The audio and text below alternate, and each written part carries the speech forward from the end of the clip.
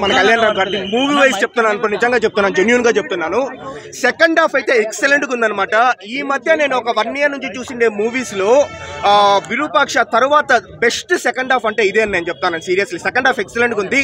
First half కొంచెం flat గా ఉన్నట్లుంటుంది, కానీ ఇంటర్వెల్ ముందు నుంచి స్టార్ట్ అవుతుంది బ్రో. చాలా బాగుంది అనమాట. అండ్ ఎస్పెషలీ సెకండ్ హాఫ్ లో ఒక 3 సీన్స్ వస్తుంది. ఎలాంటి వాళ్ళైనా సరే థ్రిల్ అవుతారనమాట. క్లాప్స్ కొట్టి విజిల్స్ కూడా వేస్తారు. Kalyan Ram British secret agent కాదని తెలుస్తుంది. మొత్తం నేను చెప్తే ఇంకా నన్ను కామెంట్స్ వేసుకుంటారనమాట, స్పాయిలర్స్ చెప్తానని. అదొక ట్విస్ట్ కావచ్చు. మళ్ళీ సెకండ్ ఏంటంటే షెఫీ, ఒక యాక్టర్ షెఫీ ఉన్నాడు కదా, ఛత్రపతి యాక్టర్ వచ్చేసి ఎలివేషన్ ఇస్తాడు సీరియస్లీ.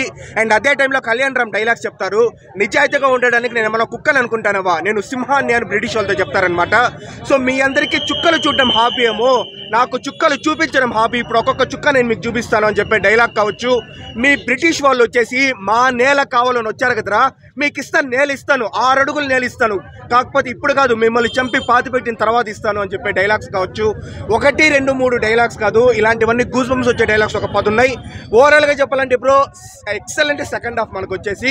ఫస్ట్ హాఫ్ కొంచెం అబవ్ యావరేజ్ లాగా ఉంటుంది, బట్ కానీ మూవీ అంటే మనం ప్రతి ఒక్క సెకండ్ బాగుందని మనం ఎక్స్పెక్ట్ చేయలేం కాబట్టి ఓవరాల్గా మంచి మూవీ. సో పాజిటివ్స్ అంటే అదే సెకండ్ హాఫ్లో పాజిటివ్స్ బ్రో. ఆ వచ్చే ట్విస్ట్ కావచ్చు. మెయిన్ పాజిటివ్ ఏంటంటే ఏంట్రా ఒక మర్డర్ ఇన్వెస్టిగేషన్ అయినా ఇది మనం అనుకుంటా ఉంటాం అనమాట. ఆ మర్డర్, కానీ ఆ మర్డర్ మిస్టరీ నుంచి ఒక ఇండిపెండెన్స్ కనెక్ట్ చేసి సుభాష్ చంద్రబోస్ గారి బాగుంది బ్రో. మనకేంటంటే సెకండ్ హాఫ్లో వచ్చే ట్విస్ట్ అనమాట. Kalyan Ram the British secret agent కాకుండా వచ్చే ట్విస్ట్ కావచ్చు.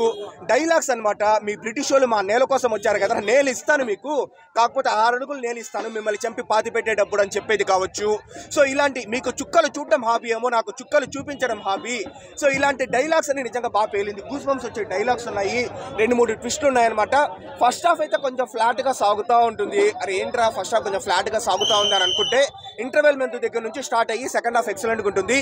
ఓవరాల్గా బింబిసారా అంత నేను చెప్పను, కానీ బట్ ఇది కూడా హిట్ మూవీనే. So definitely better than Amigos.